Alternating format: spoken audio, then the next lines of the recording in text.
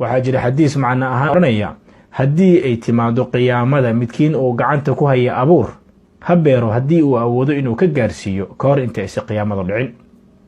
bal u fiirsa saaxiib, nabiga calayhi salaatu wasalaam inaan beeranno oon wax qabsano ayuu nagu dhiirigelinayaa iyadoo qiyaamadii yaqiin tahay inay dhacayso.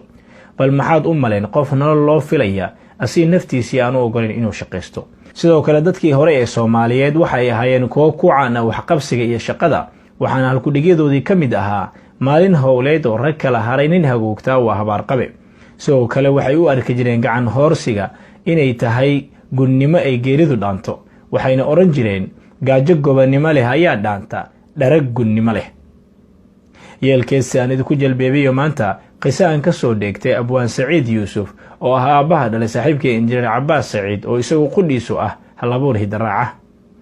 abwaanku waxa uu leeyahay beri baa inan Soomaaliyeed ka soo hayaamay magaalada Hobyo isagoo u socdaalay dhanka East Africa.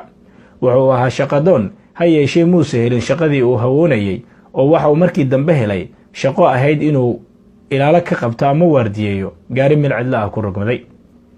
maalin maalmaha ka mid ah soo shaqadiisii wata ayaa waxaa soo agmaray qaar ka mid ah dhallinyaradii reer Hobyo asii dalka kula noolayd.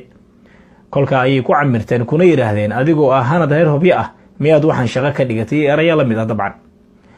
isna goobtii ayuu ku gabiyo wuxuu yidhi gawaankii Hobyodii anoo golol ka soo dhoofay oo guri ajnabi soo galo gacali dhowraya gacmo laaban maayee shantan howl la galayaaye garan uga dhacba shilinka waan goobanahayaaye gaariyada rogmaday waa inaan gaarka ka hayaayo. hubaal waxaa ah inuu yahay hanad han sare leh, qisadiisuna mudan tahay in caruurta soo koraysa lagu baro dugsiyada hoose si ay u gartaan sharafta ay shaqadu leedahay ugana dhowrsadaan gacan horsiga iyo gunnimadiisa. ugu dambeyn dhalinyaro ila dhugta qaar ka mid ah dardaarankii xaaji aadan afqalooc allaha u naxariiste.